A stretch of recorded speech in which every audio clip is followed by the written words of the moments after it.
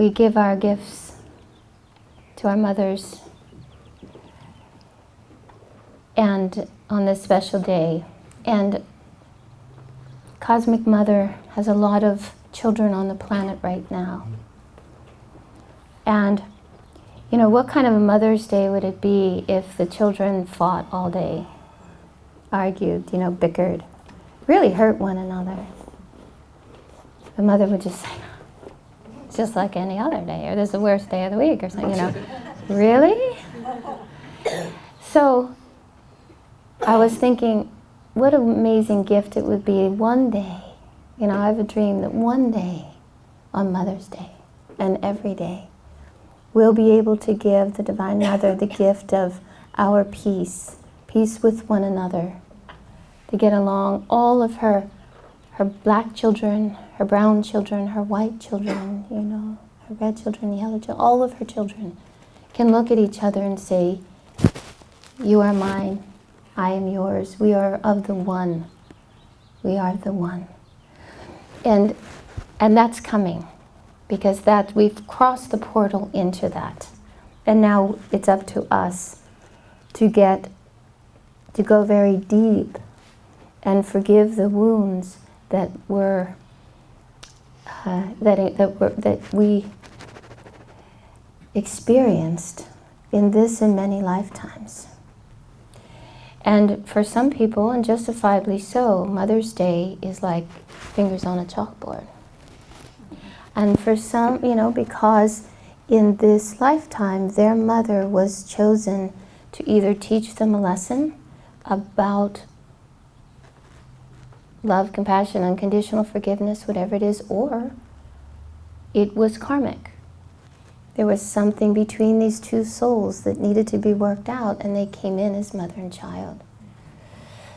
And so if that's the case, then even though it's not pleasant, every mother is to be honored. Do you know, we've talked about this before, but it's a good morning to remember, that before you incarnated, your soul, when it met with the Kindle Archangels and the Masters who had planned a life for you, based on all of your needs to learn and based on your karma, they planned a life with all the characters. And then they brought you in and they said, here's the divine plan for your life. What do you think? Here's your parents. Here's your siblings. Here's where you're going to be born. Here's your nationality. Here's your gender, so on. And once you agree to it, and the Holy Ones say it's a really good idea to agree to it because it was made in your highest interest. We can say no, but if we postpone it, when we will eventually have to work that out, and it's going to be harder. So we might as well say yes. So we say yes, we all have. And then, here's the really special part that not too many people know. Your future parents, whether they've met each other yet or not, are brought up in their astral bodies, in their soulic consciousness, and you get together, and then you all agree on the union.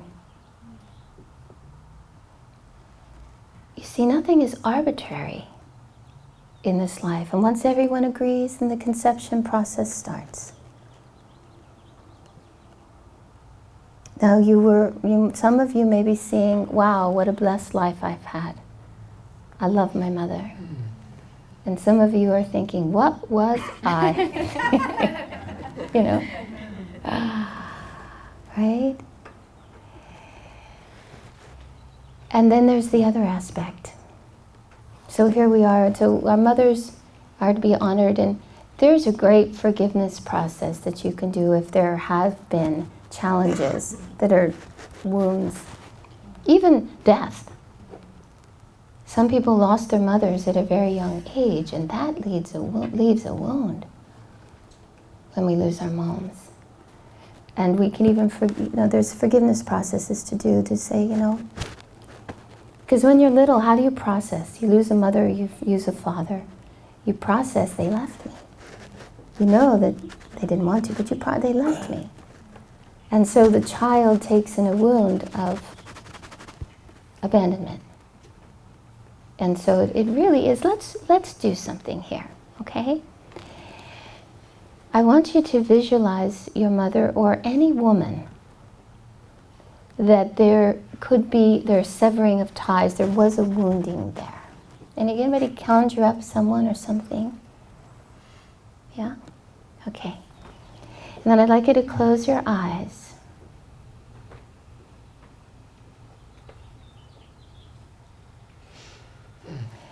And bring in her soul.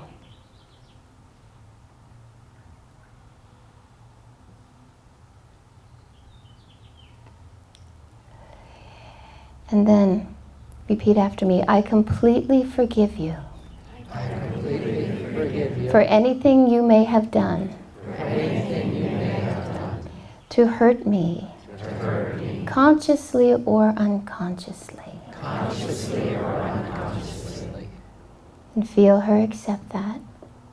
Because we're soul to soul here, not personality to personality. And then repeat. You completely forgive me. You completely forgive me. For anything I may have done. For anything I may have done. To hurt you. To hurt you. Knowingly or unknowingly. Knowingly or unknowingly. And receive that. Now repeat. I completely free you. I completely free you. To go into the light. To go into the light. With my love and blessings. With my love and blessings.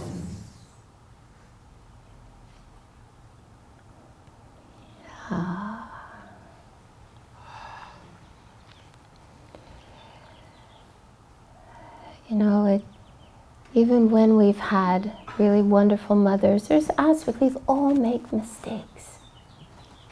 You know?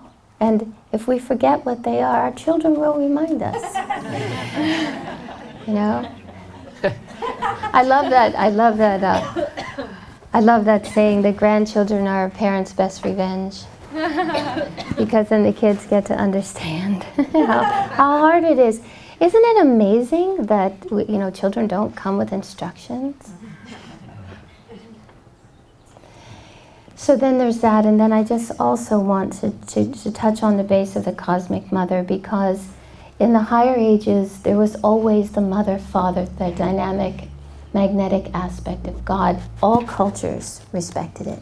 And as we went into the Kali Yuga, the Piscean Age, much of it was forgotten as it became a very male-dominated society. And so there was a male god. You know, if you really think about it, those of us who are, and I don't know about other religions, Floss and I were raised Catholic, you know, you have this visual, whether it's given to you or created, that God is this white, old dude in a chair, right on this throne somewhere in the cosmos. That's God. The CEO. You know? It's like, really? I really believe, I took them when I was a kid, I went, really? You know, and when you think about it, nothing is created. I'm not a scientist, I don't know a lot about science, but I do know that in a battery, and to make energy, you have to have a positive and a negative charge, right? A positive and a negative charge to make electricity. Is that true? Okay. So how could and the male energy, the dynamic energy, is considered positive. How can creation exist without the negative charge? And we don't mean negative as in less than, we mean negative as just as the opposite of positive. Without polarity, the energies don't move and nothing is created. So there can't be a divine father without a divine mother. There has to be the dynamic and the magnetic.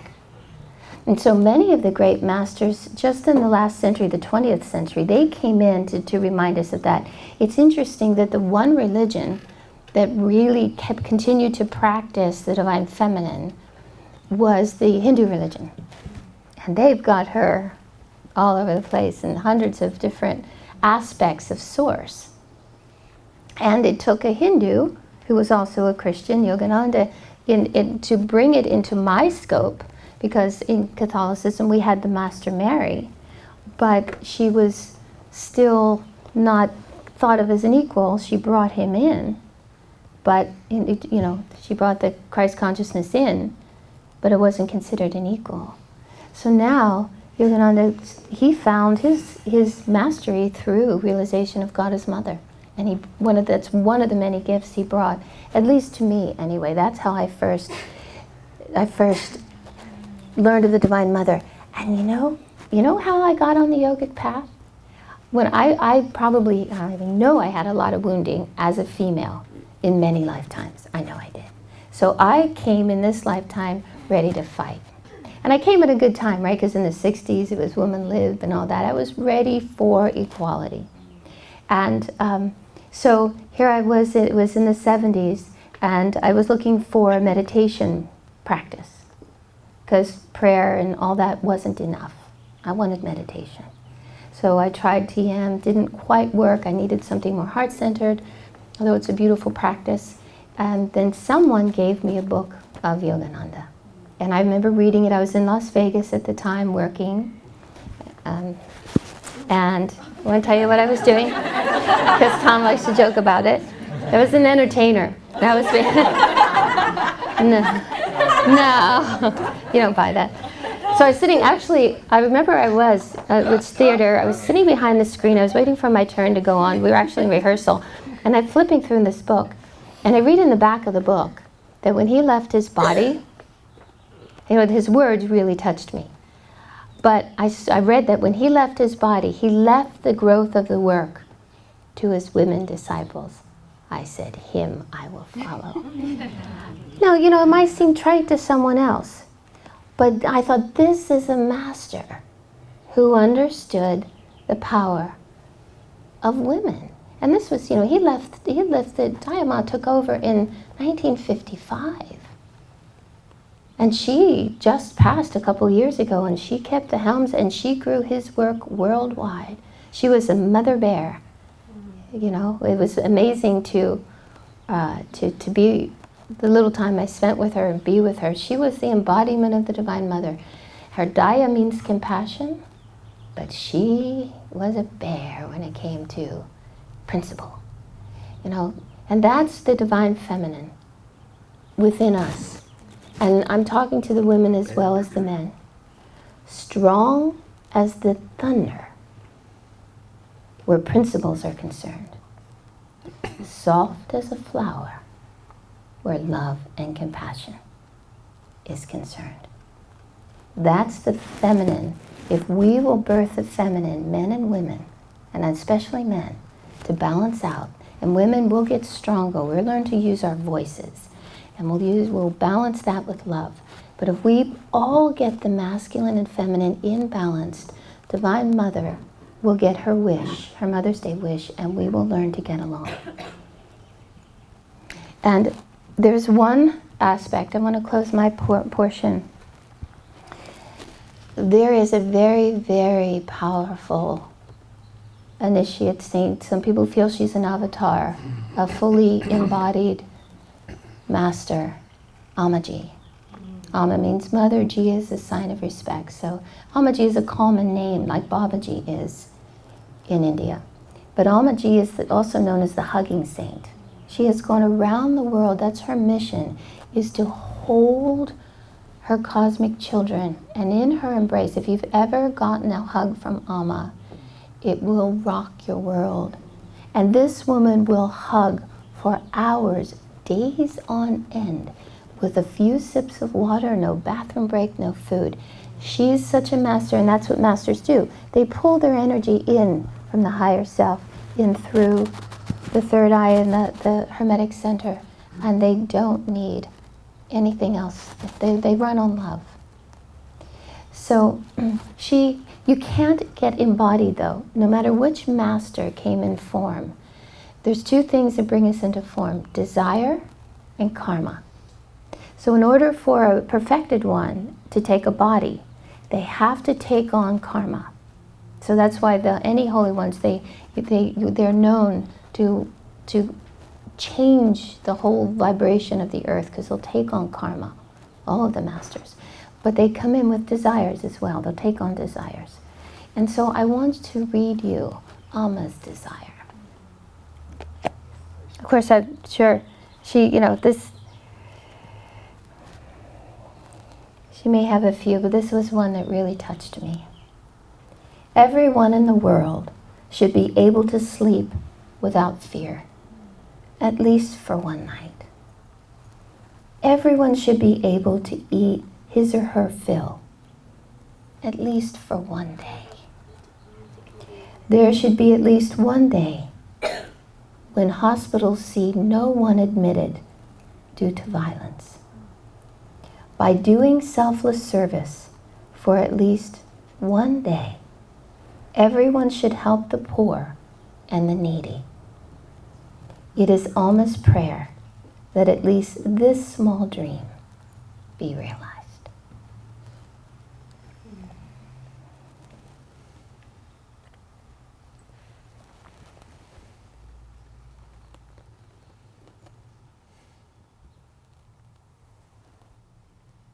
Well, when we went up there some years ago, Trish and I, to get a hug from her, the Amma, the same Amma that she just quoted, up in LA, it was an amazing night, and there's lots of people. And she shows up around 8 or so, and sits in a chair, and she doesn't leave that chair till in the morning, 8 in the morning or something. Until everyone is hugged. Till everyone's hugged at least, and then there's no potty break in there at all. There's no break. Anyway, and you draw a number to see when during that span from 8 to 8 you get to go up for the hug. I think we were like, was it 4 or 2 or what was it? We were late, early in the morning. Yeah, like 2 in the morning, Yeah. 2:30. And you would think that, someone gets a little worn out by then. But every single person was like personally in front of Divine Mother. There was no other reality to Alma but this one soul, which was her son or her daughter or her friend or her beloved, what she would whisper that in your ear, or that you were us. And then you got an embrace. I got an embrace that you swore was Divine Mother's embrace. Bear hug. Bear. 2 in the morning, you'd be home. Bear hug. Bear hug. Bear hug. So I mean, what a conduit, we all can be, really, for that kind of love. She's just an example of what you and I are and what we're destined to be. There's not going to be any one of us here in this room that isn't as powerful and as beautiful and as unconditionally loving and divine as Alma or any of the great ones. And we're in this incarnation, and she mentioned one day, if we could have one day where we could hold that consciousness where everyone is having a meal or everyone is getting a decent sleep. For many humans, there's not even a moment reprieve from their thoughts in many lifetimes, not just one, but not one moment do they get a relief from not identifying with the limitations of the mind. And it's kind of a little bit scary because that might be you and me. Unless we're timing out and saying, you know what, I need to pause from this show. And that's, as Trish mentioned, her first introduction to Yogananda, and of course Yogananda leads you to Divine Mother because that's what he tuned into most. He said the greatest joy he had in life was just loving Divine Mother. So that awakens within us this great need the heart has for the Divine Feminine. Right? And that's why I went into the ashram too, because of the great need. I didn't feel like my heart could be understood, or the love that I was looking for I could find in the world. So I went into the ashram. So when Trish mentions it's time for the men to, get in here, now this is quite easy. I'm going to give you a little formula. And all you need to do is just consider it one day at a time. When you take your time out from the world, which I hope everyone is doing, and I mean a real quiet, still, I call it, in layperson's term, sit down and shut up. Have your little meditation chair. If you need to strap in, buckle in, just sit down and shut up, meaning that you're going to do your best not to listen to the chatter. You're not going to be listened to be pulled around in life by this incessantly restless energy and this restless mind. You're going to, and you know what?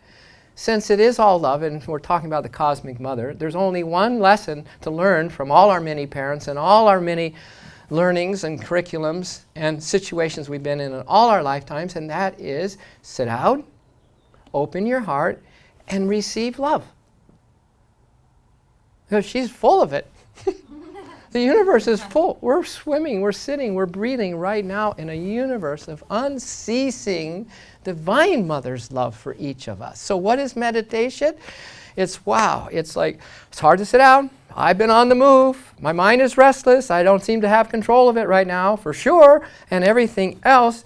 But you know what? It is so time to sit down and shut up and open your heart and take your divine pills, your divine medicine. And what is those divine pills? Thank you, Divine Mother. I will at least accept the possibility of the notion that I am loved. And I'll take the pill. I will start there. That really, really, there is an amazing love for me. And look, I haven't had a very good life, you know.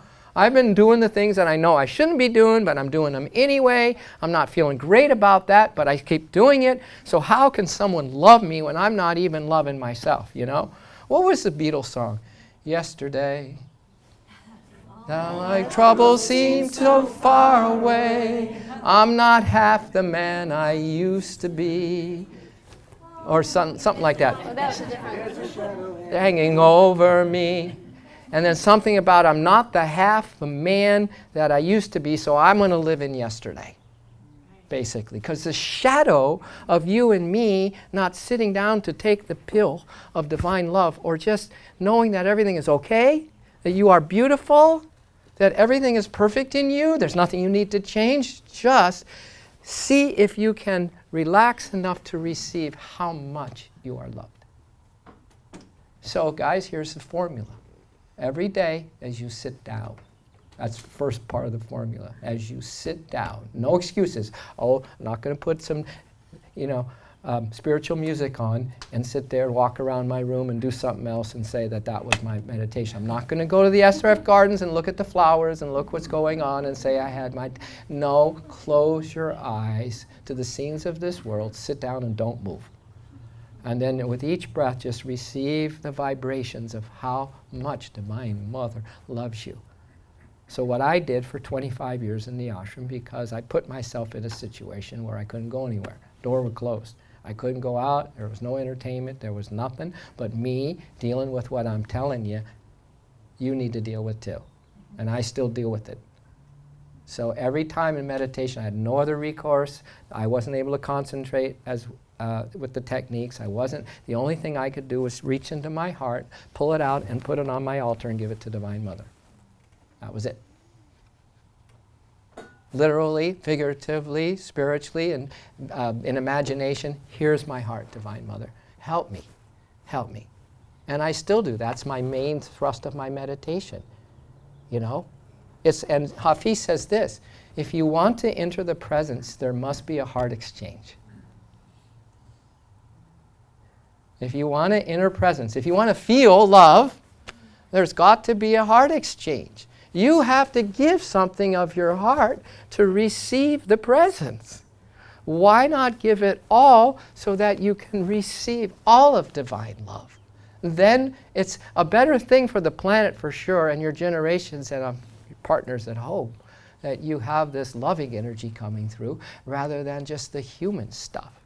And then we can be like Ammas. Even when we hug each other, there could be a real, sincere, pure essence of... That's why the hug, I have learned to do it heart to heart rather than the other way where we're going against the heart and you turn in and you go heart to heart and hug and just feel like your heart is radiating Divine Mother's love through it into that heart, and that heart is radiating Divine Mother's love into you. So I'll tell you how this also works. So yesterday I drove up to LA to be with my 94-plus-year-old mother, who, karmically speaking, I hope she doesn't watch this. No, this is beautiful. She's 90. Is she? Yeah. Uh-oh. Sorry, Mom. She's very age sensitive. Well, okay, that's why I gave her, we have some of the best miracle de-aging cream in the He room gave there. it to his mother for Mother's I Day. gave it to her. Hey, that's not, it's just that she's always about her looks. So anyway, it was good. It was good. Listen, this was an amazing day, guys. Leave me alone for a second. Man. I tanked up all week like never before in Divine Mother's love. Tanked up, filled the tank, overflow, visualize, not a human mother, not the stuff of all the stuff that's gone over for all the years, because she had a very hard time dealing with me being in the ashram and on and on. And I said, that's it, that's enough. I'm going up there, traffic or no traffic, I'm going to be with her. So all the way up there, I was just so happy. There was so much traffic yesterday on the highways. I don't know if you noticed. I didn't even notice, and I was in traffic. And I don't really like traffic because I was in my heart. I just knew something special was going to happen. And then I would call her. She was worried, where are you? It's time, da-da-da-da.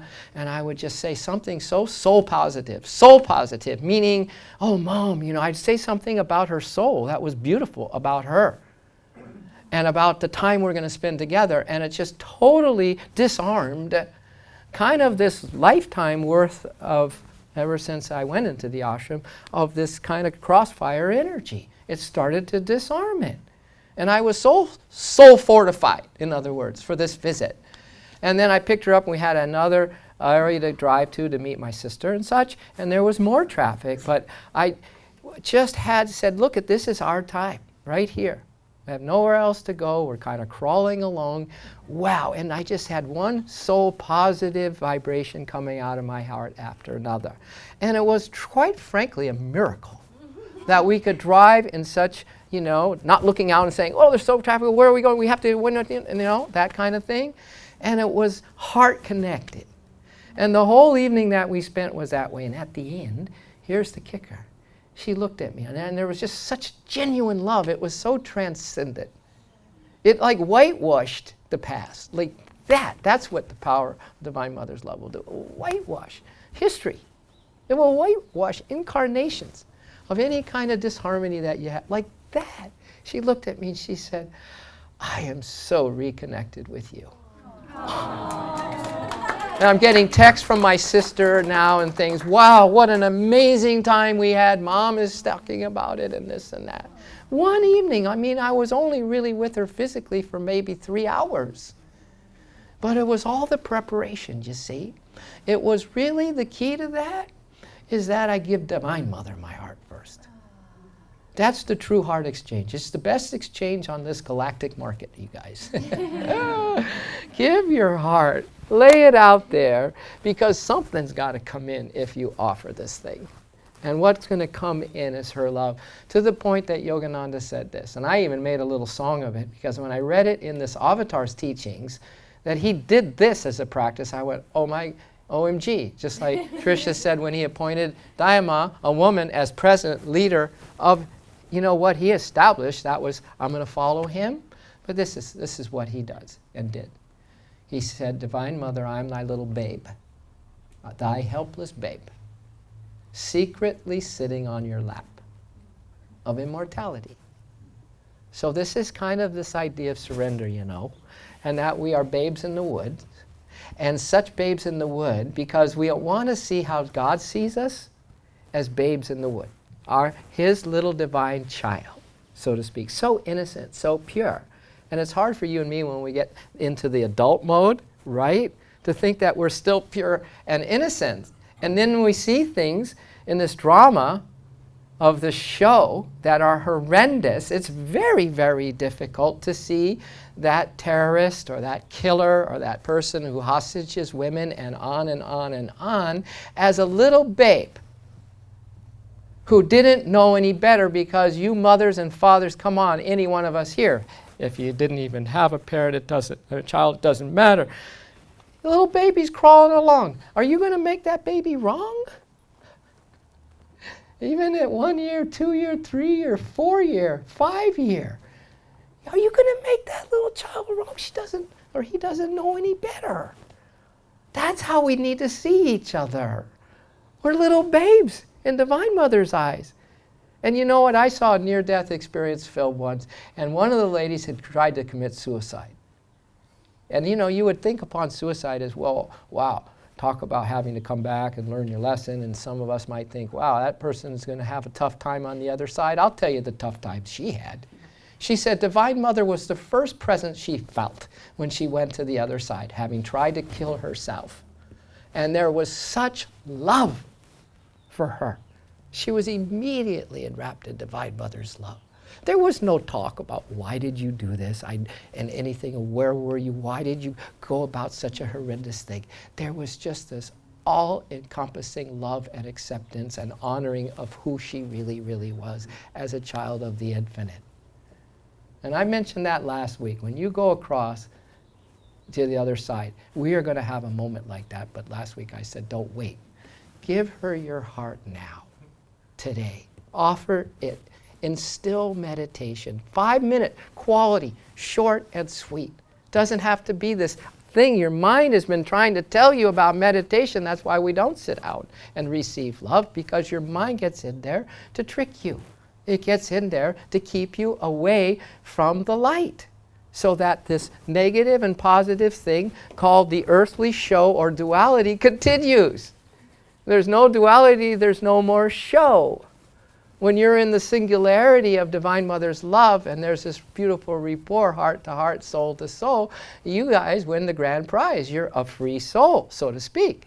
And then you're able to be on this level of existence if Divine Mother wants you to be, or some other beautiful astral planet or causal planet. This thing is huge, guys. And that does mean that's just the physical, astral, and causal universe, which is nothing compared to the reality which is unmanifested pure spirit bliss. So I think what her gift for all of us is today is how much she's always cared for us and you and me. Look at your outfits. I mean, you know, you just didn't buy that wherever you bought it. She made sure that you were able to pay for that and have clothing on your back. I know it was her. And the food that you're going to have today, I know she's directly responsible for you having a good meal today. I mean, Amma said, man, if some people could have it one day in their life, look at us. How about every day? Every day for you and me mostly, right? And a roof over our head. And the most beautiful thing of all, I think, is how beautiful. Like when I'm looking at Tricia today and hearing her and seeing her in her itsy bitsy teeny weeny salmon polka dot dress. I'm thinking, said I look like Donna Reed. Whatever. But isn't she cute? Isn't she so beautiful? I mean, look at her glow. But then it's not just her. I look at the great good fortune that I have to be sitting. I could be a lot of places right now, you know? And my mind could be in really weird places right now. But it's not. Because it's not allowed anymore for me. Because I'm still in recovery. That's why we created the Soul of Yoga. I'm still in recovery. I'm still pulling this thing out every day and giving it to her and receiving her love. But look at you. Oh, you are looking as beautiful as I said Trisha's looking. You're in the glow. You're in Divine Mother's embrace. I can see it in you. And I feel so fortunate that I could be surrounded by such beauty and such love. And you know this abandonment thing? That we had a beautiful, beautiful little forgiveness process that Trish led us in. You know how that starts up, everybody? You know how it really starts? And then it manifests into people abandoning you or parents abandoning you or vice versa. It starts when you and I forget how much we're loved. That's where it starts. We abandon taking our medicine, our divine medicine. How much can you take of how beautiful? So I dosed my mom big time yesterday. I mean, I fed her one pill after soul empowerment and telling her things that are true about her until it just wiped out the past. It whitewashed our past. It's powerful to see people as they really. It's powerful to say the truth, that you are beautiful, that you are the most loving person in the world. And I wrote in my little card, I said, Mom, thank you for loving me my whole life, and thank you for being so caring around me. Well, she stopped when she read that, and she's, you know, it's just because it was such a flawless mirror of the vibration we were in. She said, I'm so sorry. She said, I haven't been really as caring as I could be for you. I said, don't go there, Mom. Don't go there. That's a lie. Yes, you have. Yes, you have, because it's Divine Mother in your heart. I'm sorry. A mother's heart is Divine Mother's heart, and it cares and it loves unconditionally. She was just silent. She just took that in. And so just like you're clothed, you'll be fed later, you'll have friends, you'll walk out of here, it's the most beautiful day. All of it is Divine Mother. Walk with her today. Thank her. Let her know how much you love her. Jai Ma, Jai Ma, I love you. Give her your heart over and over. And the most beautiful thing of all is to just surrender to her like this and lay in her lap and say, life is your responsibility, Ma. My responsibility. See, a lot of people think spiritual path is self-control, self-discipline, yes, and this and that, and yes, learning how to sit still, yes. But it's to do all of that so she can take care of your life, because you doing that is just this romance or this love reciprocation of Spirit or Divine Mother, in and out, till you're devastated, drunk, divinely intoxicated with who and what you really are and whose and what who you really belong to. And her job is to take care of every detail of your worries, down to the T. Every details of your day, every details of anything that you would ever consider. That's her job. Don't meddle. Don't go across the line. No more. Let's make that vow. No more, Ma. It's like any of you who have in a business organization, you don't go into someone else's office in some other department and start telling them what to do you? And I mean, even a manager, you have to be careful about that, because you don't want to disempower people, but you don't do that. Now leave this universe to the universe and the Divine Mother who's in charge of it, would you please? The Beatles got it right, man. Let it be. So she will set you free. I rest my case. Hey, I have some news though. My dad was an attorney. I could not argue with him. He was too good. I could not lie to him. He was too good. I heard some news yesterday about my dad, who's alive and well on the other side. And I told my mom, I said, Mom, everything I said to you that you may not have taken in, you are going to get to the other side and going to be dancing with joy and say, Tommy was right, Tommy was right, Tommy was right, Tommy was right. And we're going to be closer than ever. And I think she got that. So now we're very close now while she's still in the body. Insanely successful relationship it is now. But this is the news I got from my dad. We got a call, my sister got a call, that he has been inducted into the Southern California Golf Association. See, there's a United States Golf Association, which is what you hear about. But Southern California Golf is the same thing, it's just for Southern, into the Hall of Fame, baby. So in October, we get to go celebrate Pop in the Southern California Golf Association Hall of Fame. All right, so stay tuned for Father's Day. Yeah, you better come to Father's Day now. I'll let you know more about that.